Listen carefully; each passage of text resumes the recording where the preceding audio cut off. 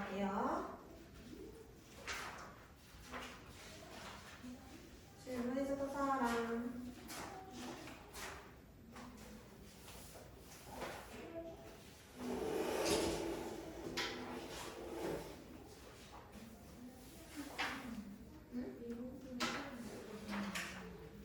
뭐라고요? 네.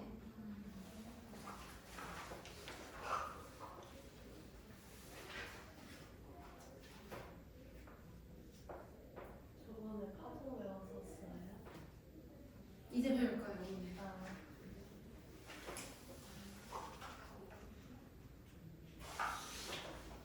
저번에 못 배웠어요. 저번에 전류의 자기작용이요. 아, 정말 전류의 자기작용 내신에도 나왔었던 거 같은 거지. 쉽지? 이거 위로 올라가는 거. 어? 위로 올라가는 거? 야, 너 시험 본 지 얼마나 됐다고 지금?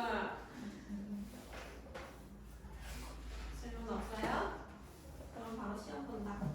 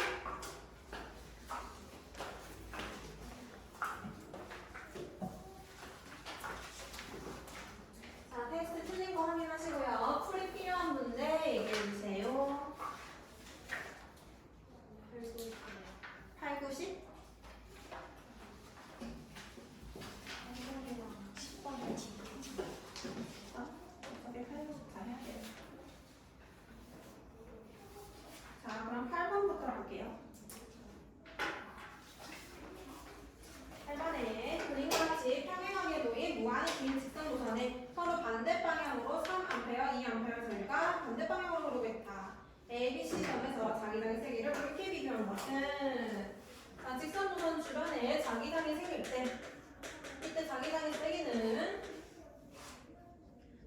직선도선에서 거리 나는 반비례하고요. 전류의 세기랑은 비례하죠. 이걸로 풀어주시면 되는데 근데 지금 직선도선이 두 개가 나와 있어. 그렇기 때문에 두 개 다 신경을 써줘야 됩니다.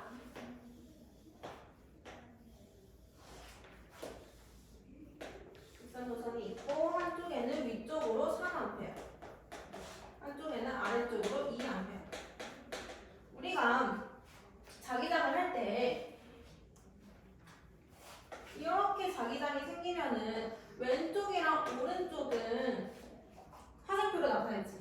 근데 칠판으로 들어가는 방향이랑 칠판으로 나오는 방향은 안 배웠죠? 화살표 말고는. 그거 하나만 알려줄게요.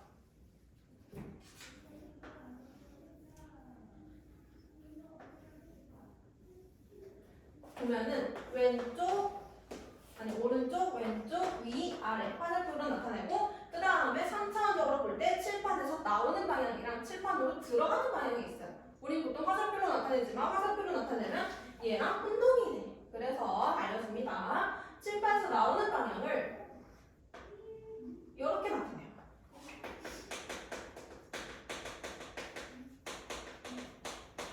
그 다음에 칠판으로 들어가는 방향을 X표시로 나타내요. 지금 보면은 저기에서는 A, B, C점 A 칠판에서 나오거나 칠판으로 들어가는 방향으로 자기장이 형성이 됩니다. 자, A 지점부터 볼게요. A 지점은 왼쪽에 있는 도선이랑은 0.1cm 그 다음에 오른쪽에 있는 도선이랑은 0.3cm에 위치해 있고요. 그러면은 왼쪽에 있는 도선 먼저 얘 전류 위로 흐르니까 A점에서는 칠판에서 나오는 방향으로 생기죠. 자기장이 칠판에서 나오는 방향으로 자기장의 세기가 거리분의 전류 이렇게 생깁니다. 그래서 얘는 30만큼 생기고 오른쪽에 있는 거에 의해서 또 생기죠. 전류, 자기장 A는 들어가는 방향으로 자기장이 생겨요. 들어가는 방향으로 거리분의 전류 이렇게 생기고요. 그 다음에 B 지점에서도 마찬가지로 두 개에 의한 자기장 생기는데 왼쪽에 있는 것도 들어가는 방향, 오른쪽에 있는 것도 들어가는 방향으로 자기장 생깁니다. 0.1분의 3, 0.1분의 2. 그 다음에 C 지점은 오른쪽에 의한 거는 들어가는 방향, 아니 왼쪽에 의한 거 들어가는 방향, 오른쪽에 의한 거는 나오는 방향. 0.3분의 3, 0.1분의 2. 그래서 보면은 방향이 서로 똑같은 것도 있고 방향이 다른 것도 있죠. 방향이 다르면은 그만큼 상쇄가 돼버려요. 그래서 방향 똑같으면 자기장 색이 그냥 두 개 더해주면 돼. 얘는 들어가는 방향으로 총 50만큼의 자기장이 생겨요. 근데 방향이 다르면은 큰 거에서 작은 거를 빼주면 돼. 그리고 방향은 큰 거를 따라요. 큰 거. 얘는 칠판에서 나오는 방향으로 3분의 70만큼 형성이 되고요. 얘도 방향 다르네요. 빼주면 되죠. 나오는 방향으로 10만큼 형성이 돼요. 그러면은 답이 B가 제일 크고 그 다음이 A, 그 다음이 C 3번이 되죠.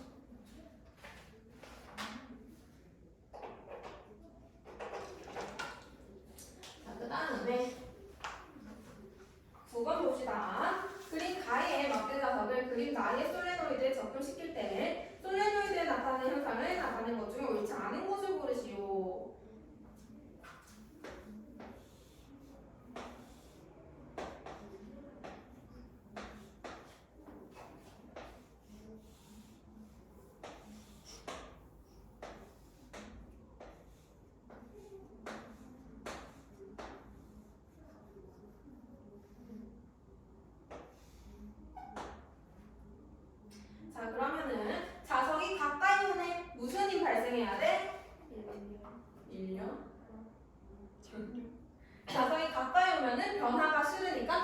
밀어낸다 그랬죠.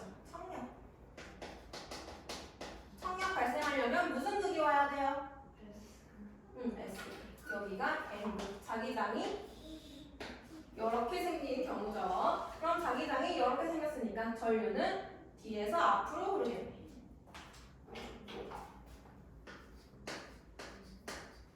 전류의 방향. 그래서 쭉 가면은 A 방향으로 전류가 흐르죠. 1번 솔레노이드에 유도 전류가 발생한다. 그죠? 유도 전류 방향 A 방향 맞고 자석의 운동 속도를 빠르게 하면 속도를 빠르게 움직이면은 유도 전류 세져요. 그다음에 자석을 솔레노이드 속에 가만히 놓고 있으면 얘를 움직일 때는 자기장의 변화가 생기지만 가만히 넣고 있으면은 자기장은 있어. 근데 변화가 있진 않아. 변화가 있을 때만 유도 전류가 흘러요. 그래서 가만히 넣고 있으면은 유도 전류가 흐르지 않습니다.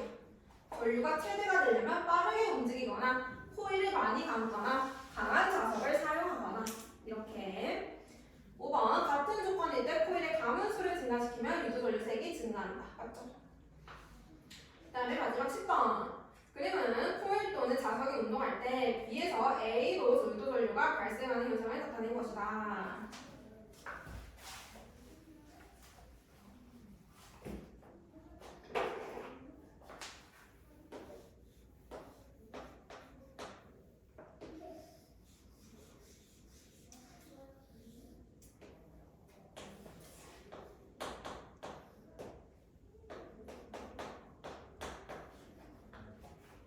B에서 A로 유도 전류가 형성이 됐습니다. 그러면은 여기서 전류가 가서 앞으로 이렇게 형성되고 있는 걸 볼 수 있고, 그럼 전류가 이렇게 흐르네. 이렇게. 그럼 위쪽이 무슨 극? 위쪽이 N극, 여기가 S극. 위쪽에 N극이 왔다라는 거는 얘가 어떻게 됐다는 얘기야? 자석이 지금 두 개 무슨 힘 발생하고 있어? 청력 발생하고 있어. 그러면 자석이 가까이 올 때 청력 발생하잖아. 그죠? 그래서 자석이 가까이 오고 있는 상태를 얘기를 합니다. 그래서 기억, N극이 코일에서 멀어질 때가 아니라 가까워질 때 발생한다라고 해야 되고요. 이는 전류에 의한 자기장은 코일 위쪽에 N극이 형성된다. 맞고요. D극, 유도 전류는 솔레노이드를 통과하는 자기력선 속이 변할 때만 흐른다. 자기력선 속이라는 거는 자기력선의 수를 의미해요. 자기력선의 수가 자기력선 속, 아니 자기력속이라고도 하고 자속이라고도 하고, 자기력선이라는 거는 자기장을 선으로 나타낸 거죠. 즉 자기력선 수의 변화가 있다는 거는 똑같은 말로 자기장의 변화가 있다는 거예요. 유도 전류 흐르려면은 자기장의 변화 반드시 필요하죠. 그래서 이것도 맞는 말입니다.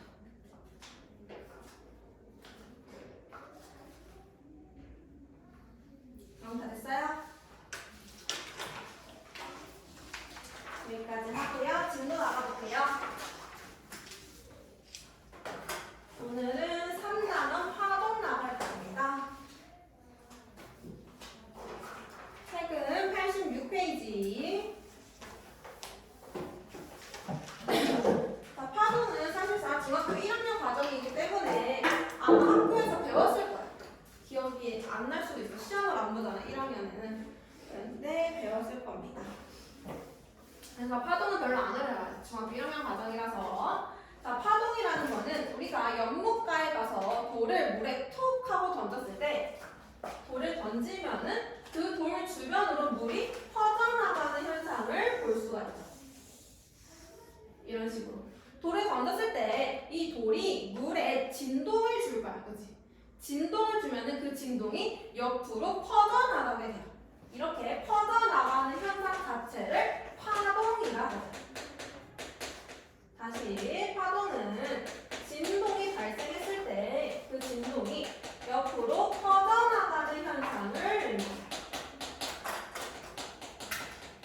현상 자체를 의미하고요. 그 다음에 돌을 여기다 던졌지. 그럼 여기서 진동이 시작됐죠? 이렇게 진동이 시작된 지점을 타원이라고 해요. 타원은 파동의 시작 지점.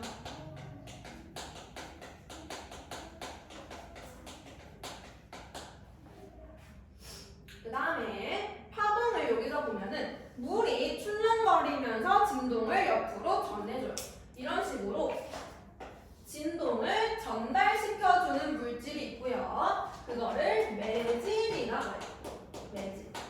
진동을, 파동을 전달시켜주는 물질.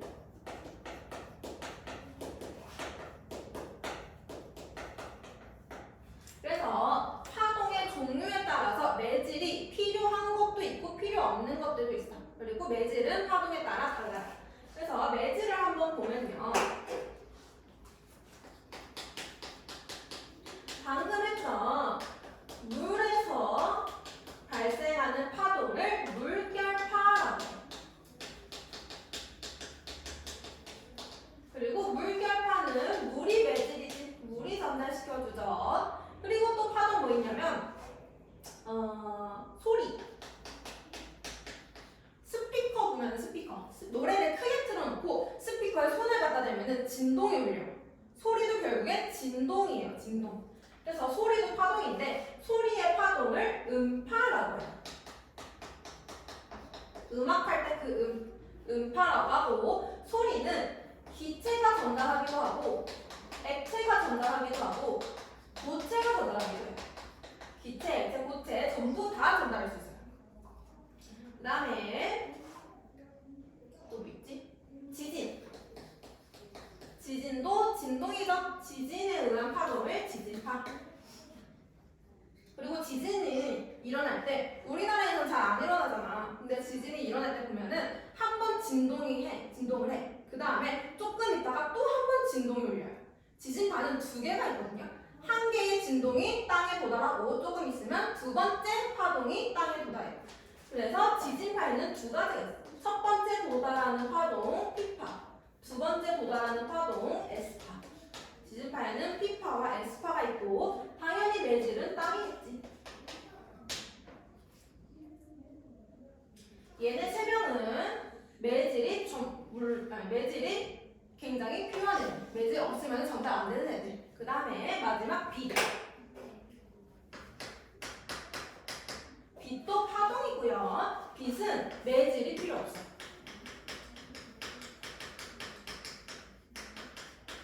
얘는 그냥 빛 자체가 전달되는 거고 매질의 도움을 받지 않습니다. 그래서 만약에 우주에서 폭발이 일어난다고 하자. 우주 폭발. 그러면 우주에서 폭발이 펑 하고 일어나면 사실 지구상에 있는 우리 눈에는 그 폭발하는 빛이 보여요. 왜냐면 우주에는 매질이 없지만 빛은 매질 없이 전달이 되니까. 빛은 우리 눈까지 전달이 돼. 근데 소리는 전달될까 안 될까? 소리는 전달이 안 돼요. 매질이 없기 때문에 폭발이 일어나도 소리는 전달이 안 돼요. 이런 식으로 매질을 확인할 수가 있습니다. 그래서 매질 같이 확인해줘야 되고, 그리고 매질이 중요한 특징을 하나 가지고 있는데, 여기 다시 보면은 물이 출렁거리잖아. 그러면은 마치 그 물이 옆으로 이동하는 것처럼 보여. 그죠? 근데 사실은 물은 이동하지 않아요. 매질은 옆으로 이동하지 않아요. 매질은 전달만 해주는데 뭘 전달하냐면 에너지를 전달해주는 거예요. 파동은 에너지를 가지고 있어. 그래서 그 파동의 에너지를 옆에 있는 매질한테 전달해주는 거고 매질은 절대 옆으로 이동하지 않아요. 우리 사람 파도 타기 하는 거 그거랑 똑같죠? 파도 타기 할 때 사람이 직접 이동하지 않잖아. 사람은 위아래로 손만 들 뿐이고 대신에 파도는 옆으로 전달이 되죠. 사람은 이동하지 않는데 그래서 이때 매질도 옆으로 이동하지 않고 위아래로 진동합니다.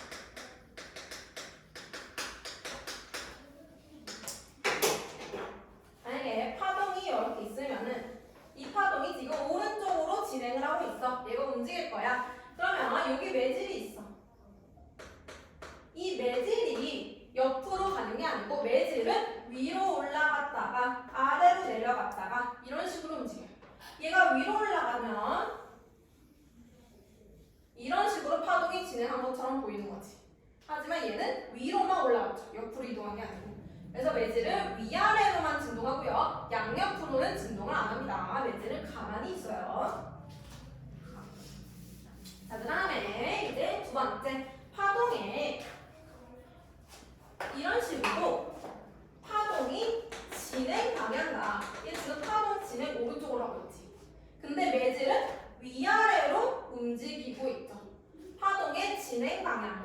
매질의 진동 방향.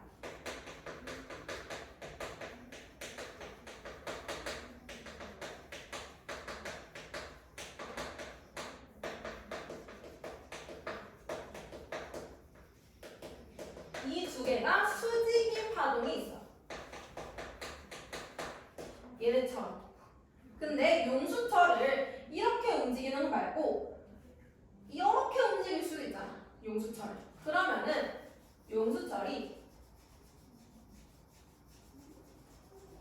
이렇게 진동해요. 얘는 파동의 진행 방향과 매질의 진동 방향이 나란해요. 이런 파동이 있어. 그래서 수직인 파동을 우리는 횡파라고 하고요. 나가는 파동을 종파라고 합니다. 횡파, 종파. 횡파는 수직인 거, 종파는 나가는 거. 여기서 중요한 거는 횡파와 종파의 예시가 중요해. 예시. 웬만한 건 전부 다 횡파야. 우리 아까 했던 거 물결파. 그리고 지진파 중에서도 S파 그리고 B 이런 거는 종파고요. 소리, 음파, 횡파고 그리고 음파 중에 사람이 들을 수 없는 음파가 있어. 사람이 들을 수 없는 음파. 돌고래가 내는 소리 초음파라고 하죠. 초음파도 음파 중에 하나지만 따로 나올 때 초음파. 그 다음에 지진파의 피파. 얘네들은 종파에 속해요. 그래서 횡파에 속하는 애들과 종파에 속하는 애들 따로 구분해서 기억합시다. 문제 자주 나와요.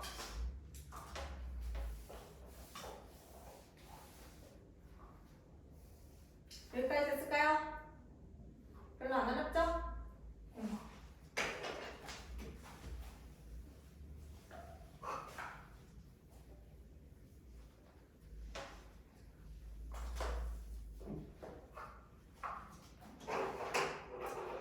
이번에는 파동에서 가장 중요한 내용을 해볼 건데요. 졸려? 조금만 하고 쉴게요. 가장 중요한 내용을 해볼 건데 86페이지 맨 밑에 보면은 4번 파동 그래프라고 나와 있어. 그래프가 근데 두 개 나와 있어. 변이 거리 그래프, 변이 시간 그래프. 파동이 진행하는데 파동이 한 번 진동할 때 얼만큼 이동했느냐, 이동 거리에 대한 그래프. 그 다음에 파동이 한 번 진동하는데 몇 초가 걸리냐, 시간에 대한 그래프가 나왔어. 그 두 개를 구분해서 볼 거예요. 얘는 거리에 대한 그래프.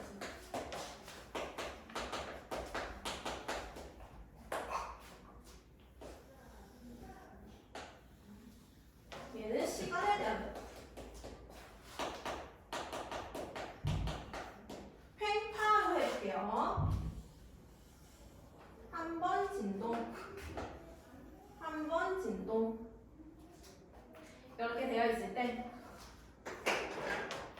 거리에 대한 그래프에서 우선 보면은 파동을 보면은 파동의 가장 위에 볼록한 부분이 있어. 얘 이름은 마루예요. 가장 위쪽에 있는 부분 마루, 가장 아래쪽에 있는 부분 볼. 여기도 마루, 볼. 그 다음에 파동을 보면은 파동 진동 중심으로부터 마루에 한번 가고요. 마루 갔다가 다시 진동 중심으로 돌아오고요. 그리고 볼로 이동을 하고 다시 진동 중심으로 돌아와. 이 네 개가 무조건 한 세트예요. 네 개가 한 세트. 알겠지? 네 개가 하나의 파동이야.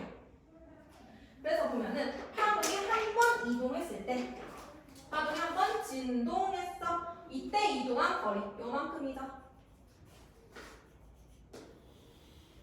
한 번 이동한 거리를 파장이라고 해요. 파장. 파동이 한 번 진동할 때 이동한 거리를 파장. 파장은 진동 중심에서 중심까지 혹은 마루에서 마루까지, 볼에서 볼까지 전부 다 똑같아요. 여기서는 저게 파장인데 여기를 보면은 파동이 시작했어. 진동이 한 번 진동할 때까지 걸린 시간. 1회 진동하는데 걸린 시간을 주기라고 해요. 주기. 마루에서 마루까지, 볼에서 볼까지 걸린 시간을 주기라고 해요. 주기. 얘는 1회 진동할 때 걸린 시간.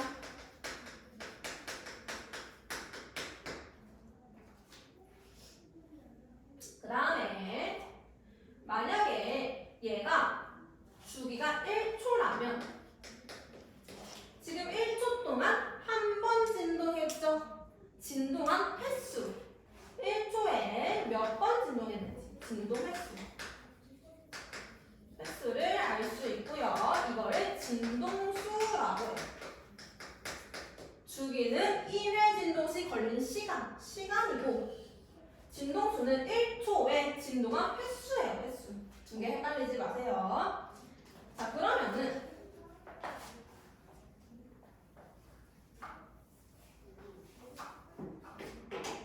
만약에 진동수가 10이 10. 그 말은 얘는 1초에 10번 진동할 수 있다는 얘기죠. 그럼 주기는 얼마일까?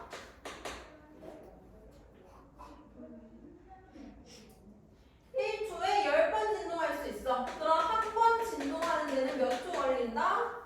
10으로 나눠주면 되죠? 10으로 나눠주면 되죠? 10분의 1초 걸린다. 주기는 10분의 1초. 그럼 진동수가 30이야. 그럼 주기는 30분의 1. 30으로 나눠주면 되죠. 지금 보니까 주기와 진동수의 관계가 서로 역수 관계. 진동수가 50이면 주기는 50분의 1이고 주기가 10초면 진동수는 10분의 1이야. 이런 식으로 서로 역수 관계에 있어서 둘 중 하나만 알아도 우리는 나머지를 찾을 수 있어요. 역수 관계. 다음에 얘가 진동을 하는데 진동 중심에서 마루까지의 거리 혹은 진동 중심에서 볼까지의 거리, 이 거리를 진폭이라고 해요. 여기도 진동 중심에서 마루까지 거리, 진동 중심에서 볼까지의 거리, 얘도 진폭을 알 수 있어요. 근데 진폭이라고 했을 때 마루에서 볼까지를 진폭이라고 한다. 맞아요? 틀려요? 아니지. 마루에서 볼까지의 절반을 우리는 진폭이라고 합니다. 그래서 지금 두 개 그래프를 봤는데 거리에 대한 그래프를 할 때는 진폭 알 수 있고 파장 알 수 있죠. 그 다음에 시간에 대한 그래프에서도 진폭 알 수 있고요. 얘는 주기 알 수 있고 진동수 알 수 있고 서로 알 수 있는 게 다르니까 우리가 찾고자 하는 거는 그 해당 그래프를 보고 찾으셔야 됩니다. 그리고 지금 내가 다 한글로 나타냈지. 근데 우리 이제 고등거 아니잖아. 기호로 나타냈다. 기호. 한글 말고 기호. 자, 파장이라는 거는 이렇게요. 람다라고 읽어요. 람다. 기호. 파장의 기호는 람다. 그 다음에 진폭의 기호는 A. 그 다음에 주기의 기호는 시간. 타임 할 때 T. 그 다음에 진동수는 소문자 F처럼 보이는 거. 이렇게 돼요. 그래서 기호가 자주 나올 거예요. 고등과학에서는. 중등에서는 기호를 안 배우는데 고등에서는 기호를 배워요. 그래서 기호도 익숙해져야 되고 진동수는 시간은 단위 알잖아. 초, 세크. 근데 진동수의 단위가 특이해요. HZ인데 헤르츠라고 읽어요. 얘는 기호, 얘는 단위. 이게 다르죠? 진동수가 10Hz다 이런 식으로 써요. 헤르츠, 진동수의 단위. 그래서 기호 같이 기억해 줍시다. 여기까지 됐어요? 오케이. 그럼 조금 쉬었다가 문제 풀어볼게요.